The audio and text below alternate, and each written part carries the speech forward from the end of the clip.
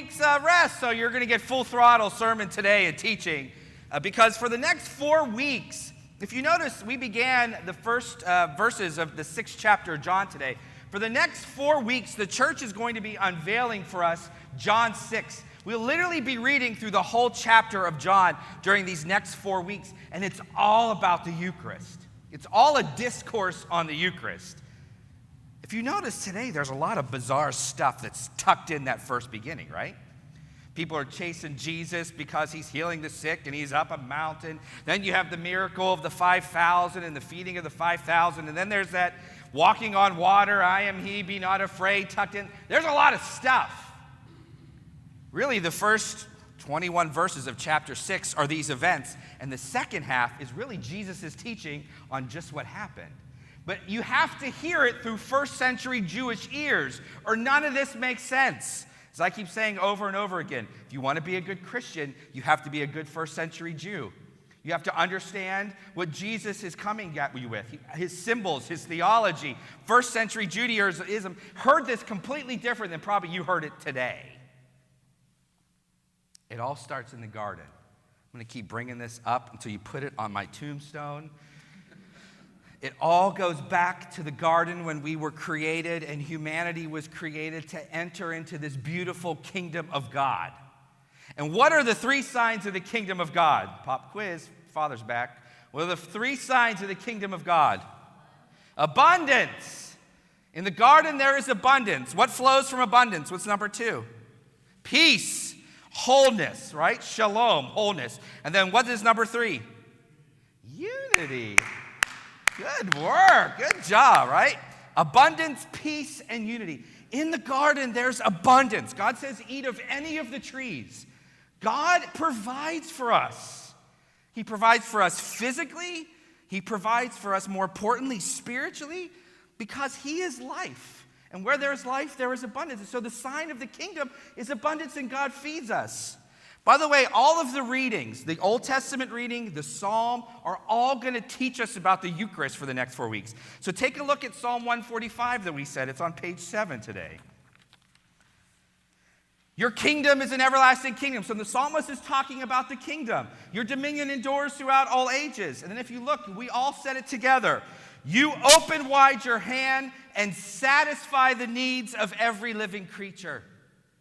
The sign of the kingdom is abundance, where God satisfies all of our needs and even feeds us. But something lost in our human history, we step away from this kingdom, we step away from abundance and wholeness and unity, and we begin to worship ourselves. And when we begin to worship ourselves, the empire of death shows up. And what are the 3 tools of the empire? Scarcity. So the opposite of abundance is scarcity. The abundance of peace is fear. The abundance of unity, the opposite of unity is disunity. So scarcity, fear, and division are the trademarks of the empire of death. And the more we enter into those tools, the more we become slaves. The more we become less human. The more we become chained. And so when you read the salvation history from Genesis and you go to Exodus, how does Exodus start? Whereas we as a people are in Exodus at the beginning. Egypt. And where are we in Egypt? We're slaves. It literally is a physical manifestation of what happens spiritually. We're in slavery. We're in bondage to the idols of Egypt, all of these false gods that we give over our worship and true allegiance. We're in scarcity, we're in fear, we're in division. And then God calls a man named Moses. He comes to lead his people. You know that, let my people go. Charlton Heston shows up with a long white beard. And we go from the bondage in Egypt, across the Red Sea, into a 40-year journey to the Promised Land, right? When does all this happen? Which feast? Passover. Passover. In the middle of Passover is when all this happens. And Moses leads his people from the bondage of sin through the Red Sea into the wilderness. And when people begin to starve in the wilderness, what does God feed them with? Manna. He's beginning to undo the empire of death and this scarcity by feeding them daily, meeting all of their needs until we get to the Promised Land. From the time of Moses, there was a prophecy. Deuteronomy 18, Moses had a prophecy that there will come a prophet like unto me who will lead the people. There was a prophecy of a new Moses who would come, who would be like Moses, and who would lead us from the slavery of sin into the freedom of the children of God, into the promised land, who would undo the empire of death and bring us back into the kingdom of God, who wouldn't make us live no longer in scarcity, but abundance. They believed that when the Messiah would come, he would be a new Moses. In fact, the title that they gave him was the prophet. The prophet. We read about it in the Samaritan woman story in the 4th chapter of John, where Jesus meets the woman at the well. And she says, I know the prophet is coming. They were waiting and anticipating a new Exodus. And they also believed when this new Moses would come, the works of Moses would happen again. That we would cross again a spiritual Red Sea, and that the manna would start to rain down again when the Messiah would show up.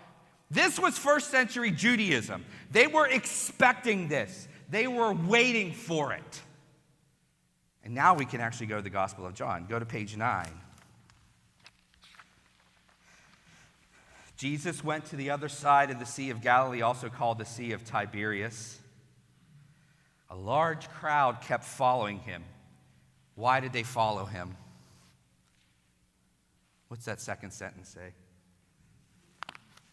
Because they saw the signs that he was doing for the sick.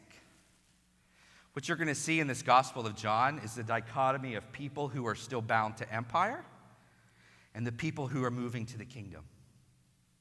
So people who are still bound to the empire follow Jesus, not because they believe he's the Messiah, not because they believe he's the prophet, not because they believe that he's the Son of God, but because of the stuff that he's doing. Hey, he healed my Aunt Ruth's leg. I'm going to try to get healed myself. They began to worship the gifts and not the giver. And so they come to him because they want the stuff. And what does Jesus do? Peace out. I'm not going to fall into your empire hands. And so what does Jesus do in verse 3? He goes up the mountain. If you notice, John doesn't say Jesus went up the mountain for a nice hike with the disciples. He goes up the mountain and does what? Sits. He goes up the mountain and sat there. Who else goes up to a mountain and sits?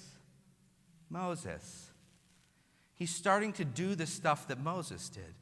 When Moses got to Mount Sinai, he took the elders of Israel up the mountain and he sat. In fact, there's a famous phrase in first century Judaism, the seat of Moses. When Moses would teach, he didn't do it like I'm teaching now. He actually sat. He sat in a chair. He sat on the ground and taught. We still have this in our church, by the way. The main church of the diocese is called the what? Cathedral. Cathedra, which means seat of the bishop. So when someone teaches, they sit. Here is Jesus acting like Moses and taking the elders up to the mountain, just like Mount Sinai, where he sits and teaches. And John says, if you didn't get it the first time that I'm talking about Jesus being the new Moses, I'm going to drive it home. Because when does all of the events of this chapter 6 happen? Now the Passover was near. John has given us a little time frame, but John is also giving us the mindset. Think of it in Christianity, right? Christmas falls on the 25th of December, but we're already putting our trees up like November 1st, right? So as the day gets near, we're already thinking about that feast and everything that's about it. The nativity, the birth of Jesus, all the events around that. When John says Passover was near, what he's trying to say is, this is the mentality of the people that were gathered around Jesus. They were already in a mindset of the events of Passover. And what happens during Passover? Moses comes. And Moses is going to lead us out of bondage into freedom. Moses was the guy that rained manna down from heaven. Oh, we're waiting for that new Moses. This is the mindset as Jesus is sitting down talking to all of these people. And then one of his apostles, Philip, watch how Jesus moves them from empire to kingdom, says, I don't know how we're going to feed all these people. Notice the scarcity. Andrew says, we only got 5 loaves. We got 5 loaves and 2 fish. And how in the world are we going to feed 5,000 people? It's scarcity. It's scarcity. And what does Jesus say? Go do it. And how does he do it? He takes those barley loaves, he blesses them. John says he gives thanks. What's the Greek word for thanks? Eucharistion, Eucharist. And he gives it. And how much is left over?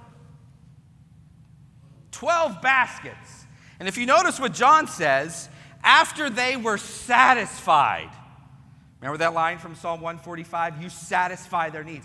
After they were satisfied, the apostles are literally each holding a basket that's overflowing.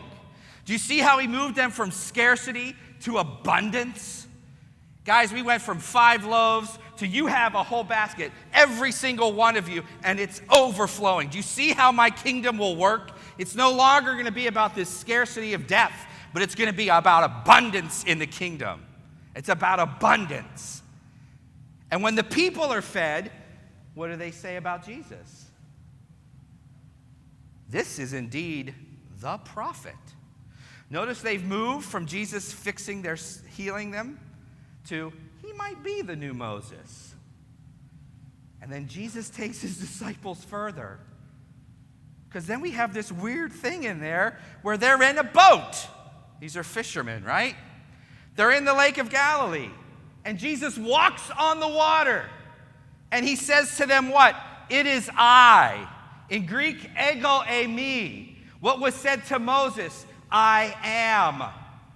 Not only am I the new Moses, but I am God. I am the one who spoke to Moses. I am the one who owns this kingdom. I am the one who will move you from scarcity to abundance. And you see how Jesus is building up this rebel army that fights against empire into this understanding of kingdom. And that little ragtag group of 12 who went from scarcity to abundance gave birth to all of you. That miracle of the 5,000 happens every time we gather. Where Jesus is once again taking bread, saying Eucharist, and giving you abundance. And the empire is undone in you every time you come to the altar to receive the Eucharist. That's the beauty of John 6. You are moving slowly from empire to kingdom when you come to the miracle of the 5,000 at every Eucharist. Because not only is he satisfying your needs with bread and wine, but he's giving you his very self, which is life, which is why it's abundance. I encourage you this week to go home and read John 6. Read the whole chapter. It doesn't take long, but it'll get you prepared for these next 4 weeks when we dive even more deeply into why you are all showing up on Sunday mornings. This isn't just a coffee chat. This isn't just fun time with friends. This is allowing Christ every week to feed you so that the empire is destroyed in you, that you may learn no longer fear, scarcity, and division, but abundance, peace, and unity. And when you more enter into the Eucharist, the more you become human, the more you become filled with life, the more you are the people that God has created you to be. And the more you become the people God has created you to be, the more that the world out there is changed. Because you become ambassadors of kingdom and no longer enter into the empire.